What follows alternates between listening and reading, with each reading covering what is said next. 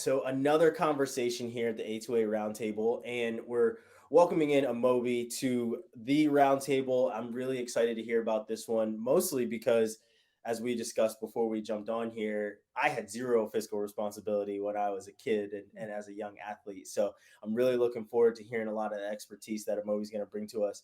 But to start out, Amobi, go ahead. I'm going to let you introduce yourself, kind of give us, your breakdown, your background. So go ahead.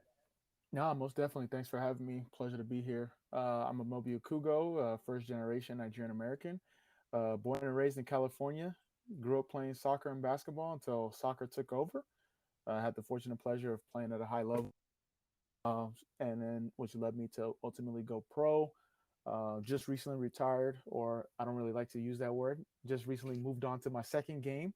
And now doing stuff that I've been doing throughout my career, which is a frugal athlete and some business development, strategic partnerships, consulting, and you know, being talent, for content and stuff. So, trying to just be a facilitator across different platforms and businesses and see where it takes me. But excited to have this conversation. That's great. That's great. So, with that, I'm gonna kind of turn it over to Reed. I know Reed's got some questions for you, so I'm gonna let Reed kind of take the reins here with this first question. Yeah, Moby, thanks so much for jumping on the roundtable with us, man. I'm super excited to chat with you. And like Ryan said, I too am one of those guys that I would get my per diem check in college and it would disappear before the weekend was over. So I have to imagine there's a better way to do Uh, that. no, most definitely. So yeah, so to kick things off, man, I mean, the main demographic of kids that we work with, are high school kids that are moving into college. And so to be honest with you, a lot of those kids aren't really even some of them are maybe managing a little bit of their own finances. A lot of them probably don't know much about it. What, in your opinion, is kind of the easiest way to start thinking about, managing your own finances? What's kind of that first baby step that you take into understanding how that works and kind of building quality habits in financial literacy and financial responsibility?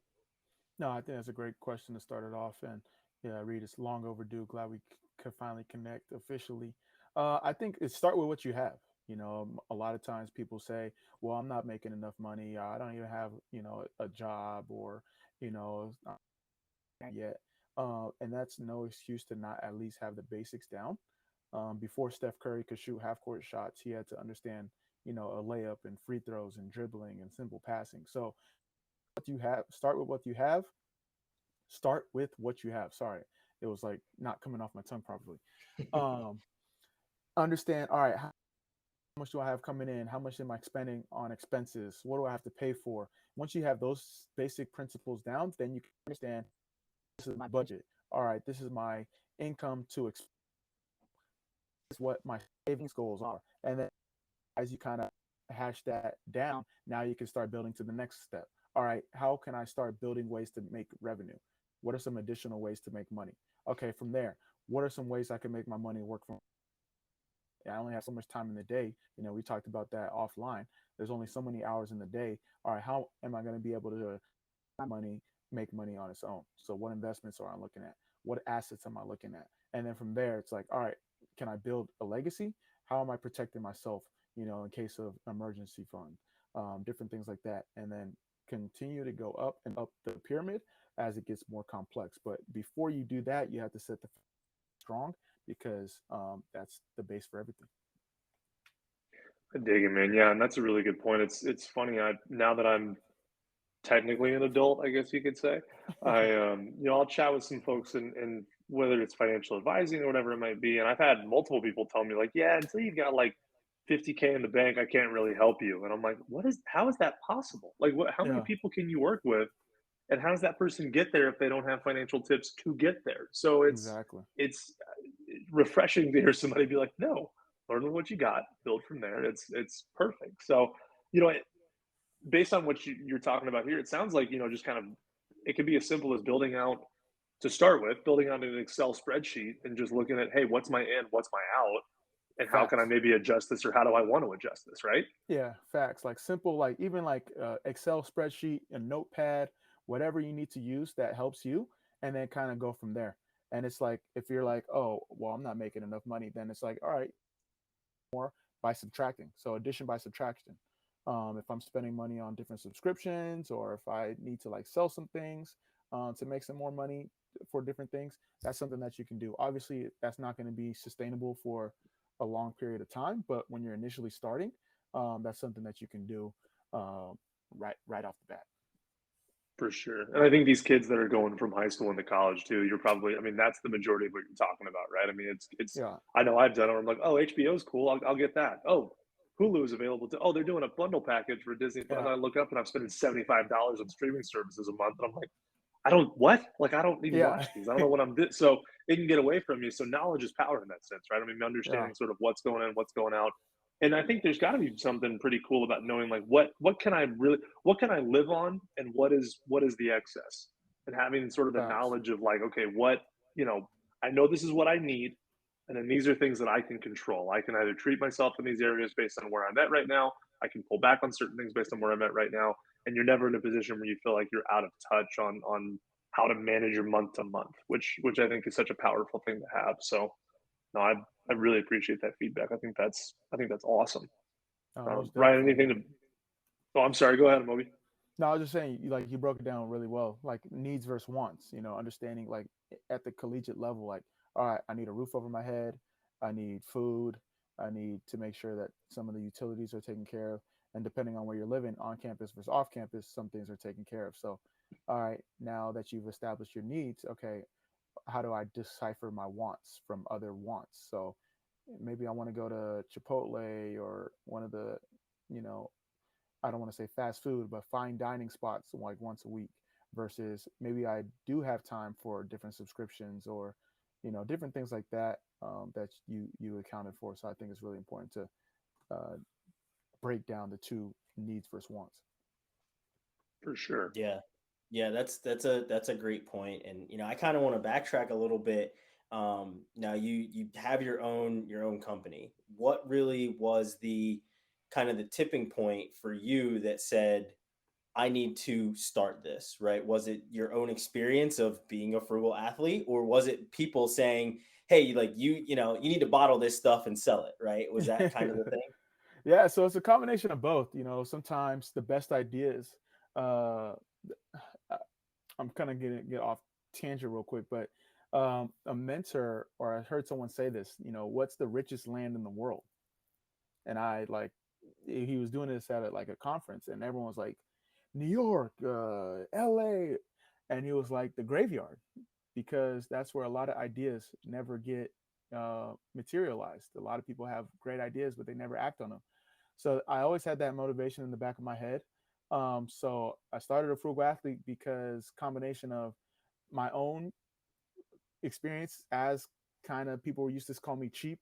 So I try to put a spin on words, but also I had some people challenge me, from the idea that I had. And I'm fortunate that I did it. It's been able to, connect me with the likes of you, so many other people in the space. I've been able to learn a lot of, valuable skills that will help in my other endeavors as well. And happen if I didn't start it, So yeah, it's a real blessing, and I'm thankful for the people that have supported me along the way. Yeah. So as you're kind of developing your own company and working through it, obviously you have to take some of your own advice, right? Because when things are Yeah, in its infancy, you can't go from A to Z, right? You got to have yeah. ABC. So what are some of the foundational things and foundational points that you implemented in your own business that you try and bestow in some of the people that you work with? No, that's a great point and great question. I think for me, is getting the operations in order first and foremost, because in order to scale, that's something that you need to have down pat because it can get out of hand to build. And then for me, it's like, all right, what solution, or sorry, what problem am I trying to solve? So what solutions am I providing? A lot of times people do for vanity metrics, and early on, I didn't have a clear idea of what problem or what area I was addressing, and it was more just like, we're doing a cool thing and we're highlighting different subject matters and talking about financial literacy, but it's like, all right, why would someone want to go on a frugal athlete? What are they going to take away from it? And then as I established that, built the foundation of the structure and how we're going to go about it and the systems and processes. The systems and processes are major. Like if that's one thing I would recommend for anyone starting a business, make sure you get your systems and processes down, and then kind of go from there. So that's like my kind of like 3-step strategy. Get the structure right, get all your paperwork, operations in order, who's on your team, all the legal stuff that you need to get done. Um, then get your systems and processes. So for me, if I'm doing a podcast, what's the step-by-step process for doing it? If I'm doing a blog, how is it getting, it's distributed? And then third, what solution am I solving? What problem am I solving? What solutions am I providing? And then if you get those 3 steps down, you give yourself a head start to be successful in any type of business that you're doing. Mhm.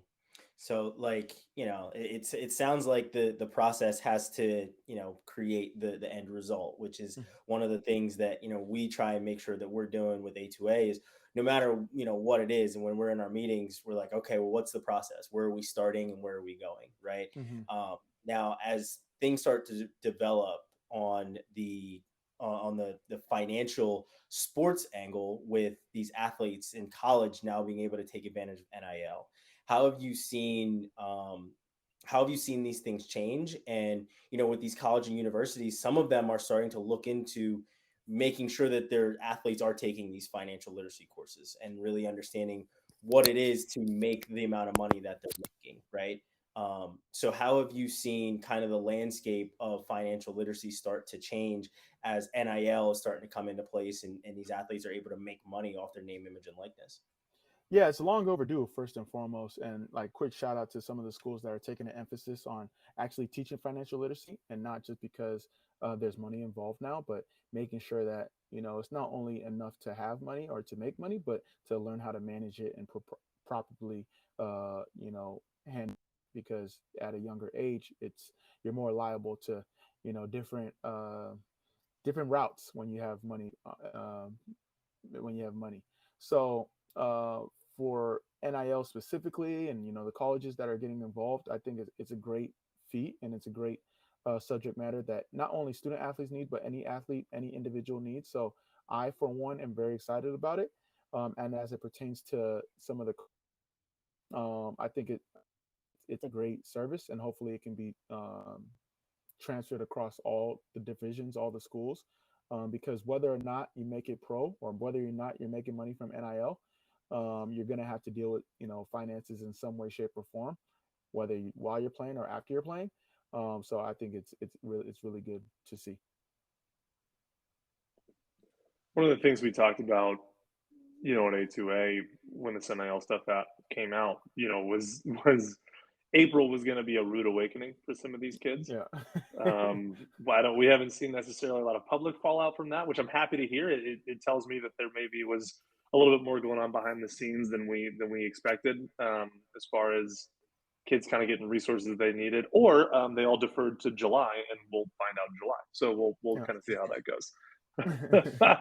But to focus on you a little bit more here briefly, Amobi, can you tell us a little bit about A Frugal Athlete as far as the specific services that you guys offer and what you do, and sort of where y'all exist, kind of the demographics that you work with and different things like that. I want folks to be able to hear more about kind of what you guys as A Frugal Athlete are doing. No, I appreciate that. So a frugal athlete is a social media platform that promotes prudent financial practices and smart career decisions amongst professional athletes and student athletes. So our major goal, our mission is to help athletes and student athletes make, manage, and multiply their money through financial education and athlete empowerment. So if you look at our business, we break it down into 4 main categories. One being, content. So we strictly, curate content around financial literacy, personal finance, wealth management, but from an athlete perspective. So you're seeing roadmaps of athletes that have done it the right way, getting to understand, different nuances and insights around personal finance, wealth creation, money management, brand, all these different things from athletes and stakeholders that help athletes, kind of make money from a business perspective. So that's one arm, content. Then we have another arm is workshops and speaking engagements. So we'll come in with schools or companies, organizations, and do different workshops around financial literacy, um, money management, career development. Some things that we've done is rookie mistakes. So we kind of highlight the top rookie mistakes that athletes make from a money perspective, and kind of give like a guideline of how to avoid those. Balling on a budget is a workshop that we do. Life after the buzzer is a keynote that I've done. So that's one. That's another arm of our business as a whole. Uh, is consulting and coaching. So whether you're a collegiate or young professional athlete, usually the, the demographic for the coaching specifically is that collegiate to young athlete, because once they hit their second contract, they hopefully have moved on to advisor or a financial team, or they don't even listen to me because they're making a little bit more money, where they're dealing with higher level discussions. But we try to get them in that sweet spot to kind of change their behavior around how they handle money. We help them out with different budgeting templates, savings goals, kind of being like a pseudo accountability partner, pseudo financial coach. And then we do consulting with different brands and entities on how to curate and create financial content that will better engage their audience, specifically athlete community. And then uh, the fourth one is through our content, it's almost an extension of our content, sponsorships, brand campaigns, affiliate marketing. So if we have like a podcast series, financial company X wants to sponsor it, so it'll be a Frugal Athlete podcast presented by, a Frugal Athlete workshop presented by, different Hmm. things like that. We also have our merch. So I'm not sure if you can see it, merch, apparel, different things like that. Um, but that's kind of a Frugal Athlete from a bird's eye view, and hopefully we can continue to grow. In terms of our target audience, we definitely want to cater to the high school to young professional athlete range, and then like the athletes that are just retired. Our demographic is, we try to liken ourselves to where for the elite athlete, the elite middle class athlete, unfortunately. Not every athlete is going to have the opportunity to be LeBron James or Kobe Bryant, rest in peace, Tom Brady, Serena Williams. Um, that have made it to an elite level, but just the middle class elite athlete. And hopefully our information it gravitates to some of their wants. Hmm. Yeah, it's a full suite of offerings, man. That's why I wanted you to talk about it, because I couldn't remember all of them off the top of my head, and I knew there was a No, I lot there appreciate it. for a lot of people to benefit from. So Sometimes I just go on a tangent, but appreciate no, you giving me the space to do it. I dig it, man. No, and there's a passion there, right? Which I think makes such a difference. There's a difference between just putting your money into a calculator online or whatever and having somebody spit out what you should spend on whatever else. I feel like I've seen so many CNBC tweets that come out where they're like, "What you should spend in a typical day," and like those things Yeah, just get run into the ground and made fun of because those people have no idea what's going on. Like, I yeah. appreciate that there's someone there that has the passion and cares enough to get in there and talk about it. I am curious, has the reception of a frugal athlete changed in the last, I want to say, I mean, maybe I've been under a rock or something, but in the last 18 months or so, I feel like the mindset has shifted with sports fans around these folks like Steph, like LeBron, like Serena, who have embraced Tom Brady, who have embraced the business side of being an athlete and embraced the fact that that is going to be their generational wealth, or that is going to be their long-standing wealth. I mean, I think Tom just signed like a broadcasting deal that is worth more than like what the last 20 years of his career or whatever. Like, Yeah, it's some it's wild. preposterous number. Serena has gotten some crazy amount of venture fund money. Steph is like, I mean, you just go down the list. I feel like that is something that when I was growing up and looking at athletes, like I never knew about that, or it never got talked about or anything. And now I feel like the players who are being celebrated the most are the ones who've been able to diversify essentially their portfolio and then how they've been able to provide value in their life and around the people around you. Has that, I mean, have you seen a direct implication on people wanting to know more about the financial side of things because of what is going on at the elite level and how those players are showing influence? Yeah, most definitely. You hit the nail on the head. I think, like you said, and I know we talked offline about this. It's just when you see it, it's more tangible. It's you're able to touch it. So now we see. Obviously, we can't compare ourselves to the LeBron James and the Kevin Durant's of the worlds, but when you see yourself kind of follow that guideline or follow that roadmap, whether it's on your own scale or whether it's on reaching their scale.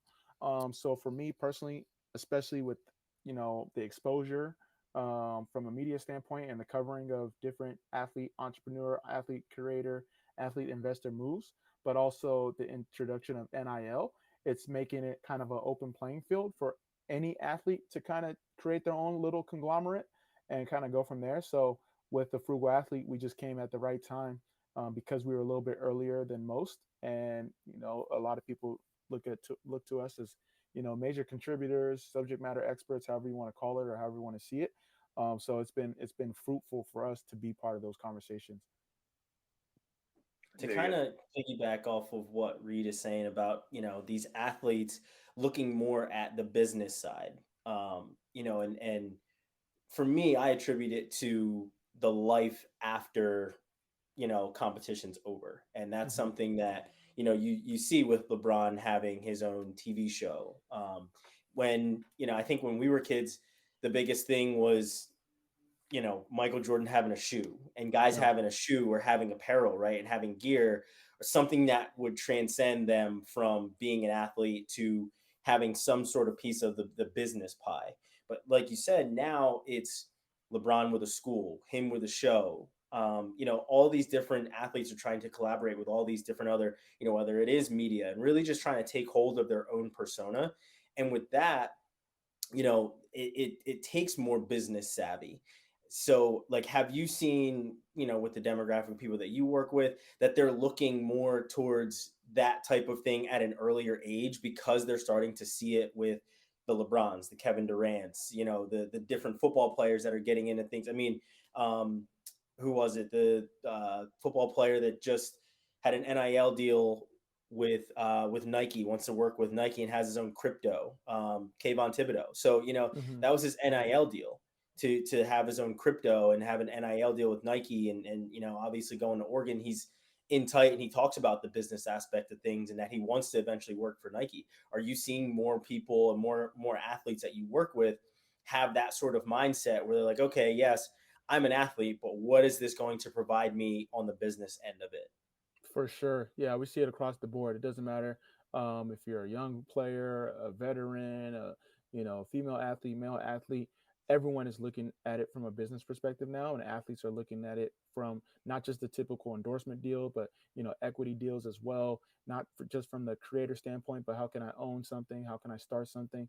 And to be honest, to see it across the board is really inspiring and really motivating to see the changing of the landscape. No longer are we just doing the typical franchise deals or endorsement deals, but trying to figure out a way to be proactive in these type of opportunities that not only we are part of, but we can create. And for a frugal athlete to not only highlight some of the stories, but be a part of those discussions, it's really cool to see. Yeah, and it seems like as the years go by, and NIL obviously made it explode, but as you saw more and more of these athletes signing deals with Nike, signing Yeah. deals with Adidas, and it just became more of a prevalent thing. That was the next step of being an athlete, was getting into business. Hopefully each one of these athletes is being smart with their money. And as Reed said, we haven't seen, any media articles or anything come out where, they're getting in trouble with the IRS because they have No. to, create an LLC for all this NIL money that's coming in. But was that one of the things that when you saw NIL, what were some of the things that came to mind outside of it being a good thing that you were like, I hope that they educate these kids about X? What were some of those things that you were thinking of as these things came about? Yeah, first thing I was thinking, I was like, damn, I wish I could go back in time because I was at UCLA. But for me, I think it was, all right, everyone's telling people how to make money, like the opportunities there, but they're not telling them, the implications of not doing your taxes, the different things when it comes to taxes, making money in select states, properly setting up yourself between, am I 1099 contractor versus W-2 employee? Am I doing business as versus do I have a set up myself employed LLC? All these different things that they're not helping with. They're just saying, all right, NIL's here. You're allowed to make money. Here's the ways that you can make money, and then go do your thing. So there wasn't really a process of, uh, I don't want to say babysitting, but there wasn't a process of making sure that, putting the rail guards in place on the road ahead. It was basically open road, open season. Depending on how fast you're driving, you may be susceptible to falling off the road. Whereas if there's like Yeah. rail guards that some of these organizations could have implemented, I think we would have started off at least on the front foot. Obviously, it's a learning process for everybody because it's so. But that's what, if we had the magic ball, we would you know conjure.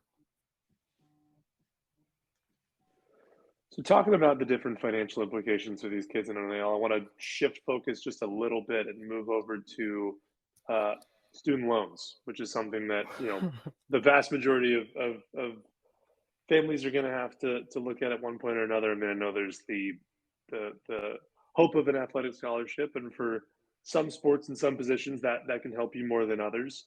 But when you look at loans, they aren't they're very broad in what they allow you to spend those loans on, and they're very broad in what they allow you to pull loans out for. A lot of the times they don't necessarily Yeah, tell you, hey, tuition and fees is this, or cost of attendance is this, so we're going to give you this.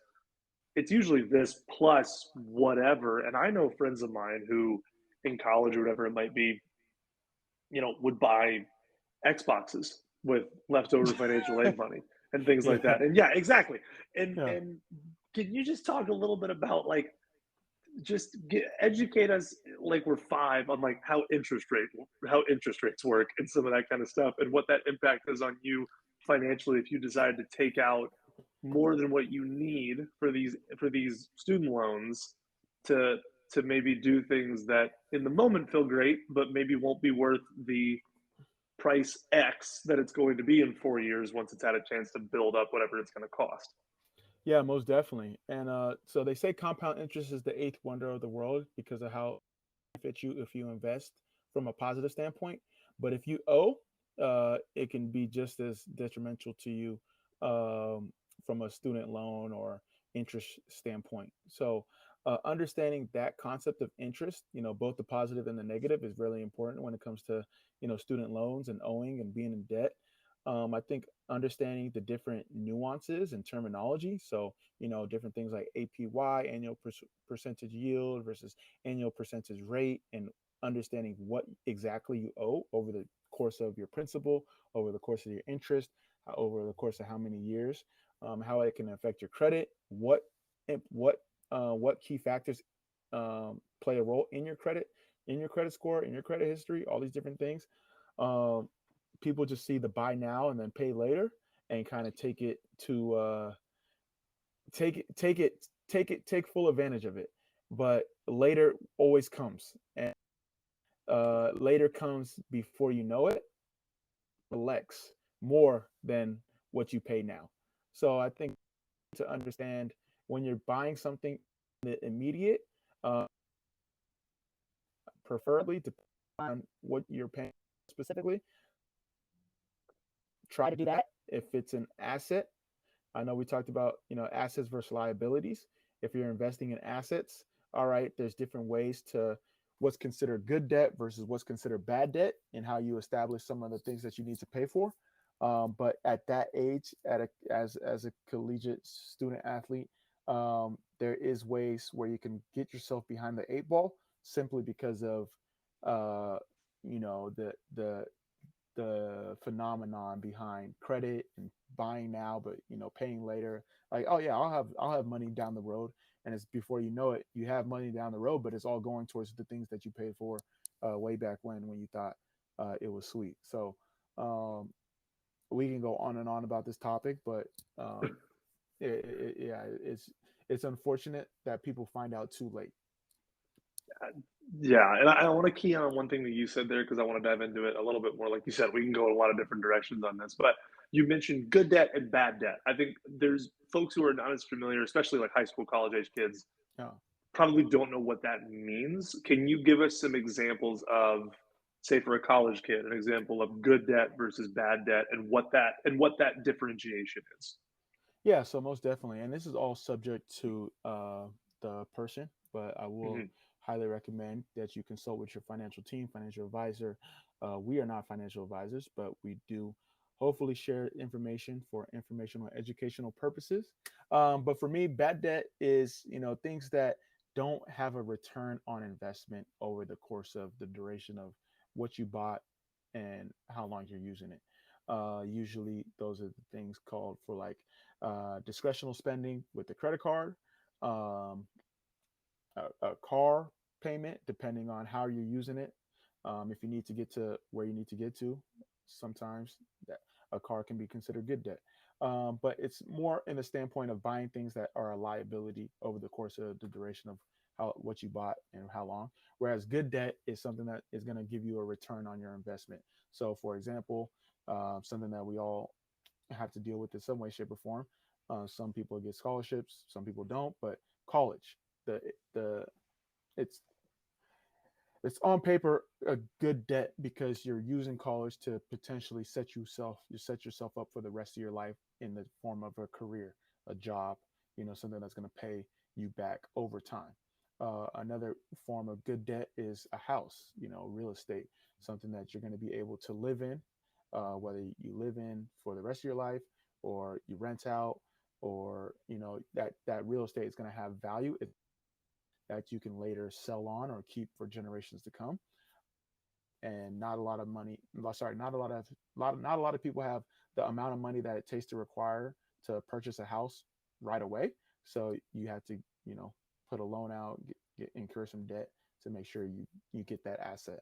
Um, an investment in yourself. So, for example, if I need to be, if I want to get into coding, if I want to be a software engineer, and I take a boot camp, a 12-month boot camp, coding boot camp, if I, have to put it as debt, I do know over time that's going to turn into an asset because now I'm a software engineer. I'm able to get a high paying job, rather than, okay, I'm going on vacation. I don't have the cash to pay up front. I'm going to put it on my credit card and I'll pay back over time. Like, obviously, the experience was nice, but that's something that is a liability because over time, you're losing money. So Hmm. that's the kind of the difference between good debt and bad debt. So Moby, one of the things that I like to ask everyone, obviously you always want to see what the highs are, but you also need to know what the lows are, what the pitfalls are. So what kind of mistakes or pitfalls or things that you've seen either with people that you've worked with or just in your field? What are some of those things that you've seen? The biggest mistake, and we touched on it on our rookie mistakes course, but the biggest mistake I've seen is income creep, also known as lifestyle creep, is like obviously you're making a certain set of money and then you have your expenses, but then as you make more money, your expenses increase with it. So there's never really that true moment to build wealth. And that's the difference between being a high, being rich and making a lot of money versus actually being wealthy and creating like a true portfolio that stands the test of time. So you know the the the biggest difference is building that gap between your income, how much money you're making, and how much money you're spending. And it's easy for athletes to fall into that trap. Anyone for that matter, but if you're going to keep it on the topic of athletes, to fall in that trap of I make money, I spend money. I'm going to make more money based on my play, and then I'm going to spend more money. But in order to really build true wealth, you need to make sure that you're making more money, you're finding ways for your money to make more money, and then you're keeping your expenses at a proportionate level. Yeah, yeah. I mean, I think I've definitely been victim of that, right? Where you get that first job, and you're like, all right, cool, like I can afford these things. You Yeah, get a promotion, you get a second job, and you're like, oh, I can afford more things now, yeah, right? So that's kind of how things start to work out. So I can definitely see that as being one of the pitfalls. And one of the other things is, you know, are you what type of or at least what age demographic of athletes are you working with the most? mostly that like those young rookies. So like they just graduated or they just stepped foot into the professional ranks, and they're looking to try to get on the right footing. They want to give themselves a head start. That they're making their own money. They know what they have to spend. They know kind of the lay of the land when it comes to their day to day schedule. They may not be ready for those complex terms, but they want to know more, and they want to get associated or connected with people that can point in the right direction. So, as a financial coach, kind of accountability coach, um, pseudo manager role, helping them, kind of find the right alternatives, ask the right questions, and also give them kind of the standing and resources for them to, you know, set themselves up, whether it's a budget template, whether it's like, a network tracker, whether it's a list of different apps that they can use to help manage their stuff, and then kind of go from there.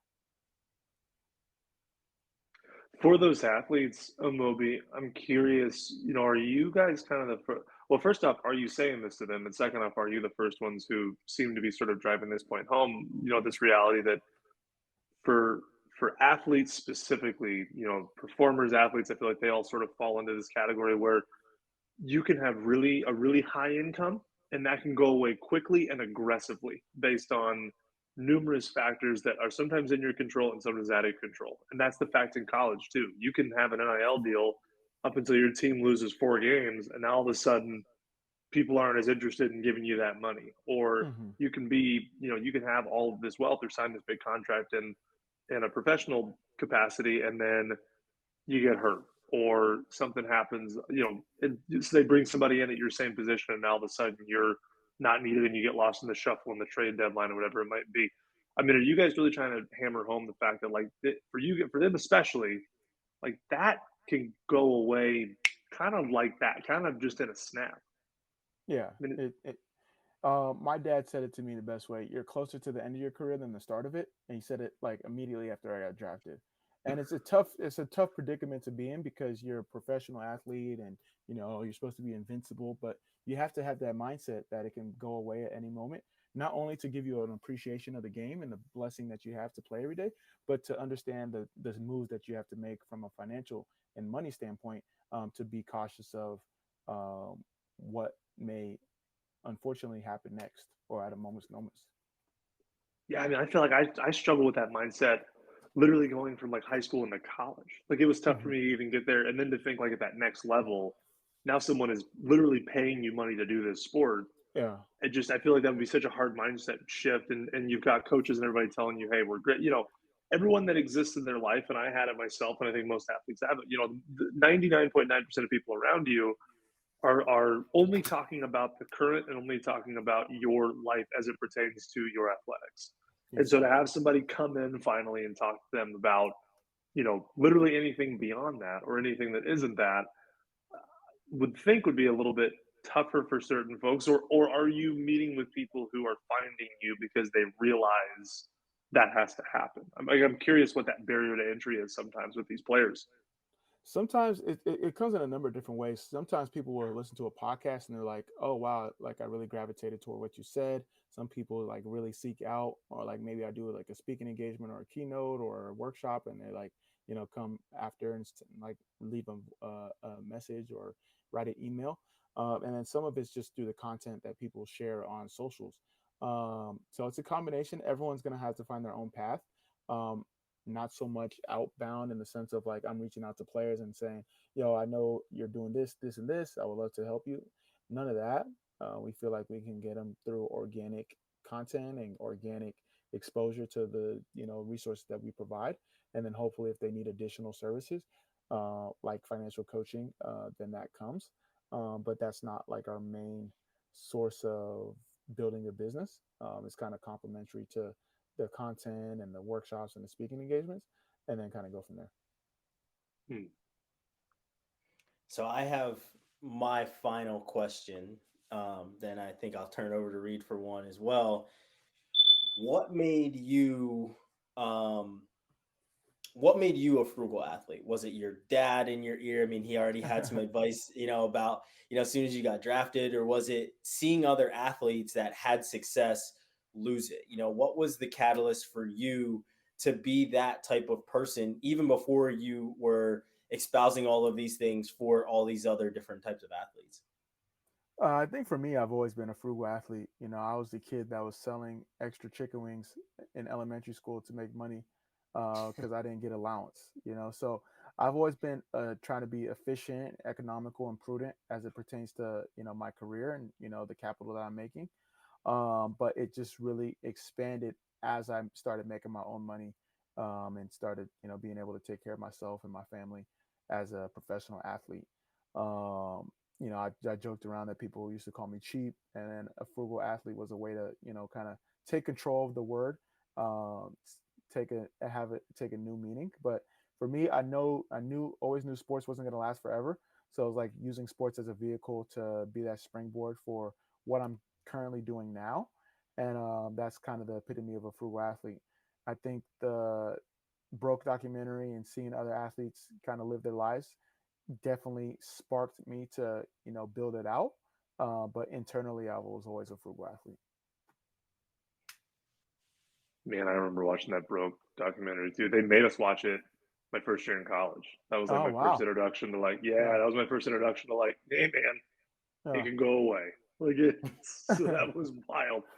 My last question, what what's your favorite like financial hack? And it can be applicable to our kids or whatever, but like is there yeah. something that like what was the like a biggest epiphany financial hack that you found where you're like, oh shoot, like that's a game changer. I'll show you real quick. Don't mean to spin down, but so it was a challenge that was given to me, and it was basically like take a notebook and bring it around with you everywhere. And anytime you spend money, write it down. So when you write it down, the mindset of like, it's just the mental note of writing things down makes it harder. I don't know how to say harder, but it just puts it into a perspective because it's easy to, swipe or pay cash and then, all right, at the end of the month or end of the week, I'm going to keep track of it. But when you physically write it down, then it gives you a whole new meaning of money. And not saying you have to do it for everything, but at least try it for like a week and then a month, and then you'll definitely have an appreciation for how you handle your money and what you need to do with it from a long-term standpoint. That's awesome. I'm a little scared to do it, but Yeah, now I'm gonna have to and see how it yeah, shapes out. That's yeah, yeah, Yeah, sounds very like it cool. makes it a little bit more real when you write it down. yeah, exactly. It makes it real. It makes it really real. Yeah. Well, Moby, this has been great. Before we let you go, tell everyone, where they can find you, website, social handle, anything, kind of let them know where they can find you. No, most definitely. Thank you guys for having me, and you excited for this fruitful relationship. You can find me at Amobi Says on all social platforms, at A Frugal Athlete on all social platforms, except TikTok. TikTok is just at Amobi Says. Uh, www.afrugalathlete.com, on LinkedIn as well if you want to get more business oriented. But yeah, available, always willing to connect, always down to collaborate. Uh, Thanks for sharing the space and providing a platform. That's awesome. Well, it's been great. I really appreciate you sharing all the wisdom and your expertise with us throughout this conversation. It's been awesome. I'm gonna let you go. Reed, you got anything else for him? I had a blast, man. Always appreciate you coming on, and Moby. Appreciate us getting a chance to chat, and this is the first of many, I'm sure. Yes, sir. Most definitely. Appreciate you guys. Likewise.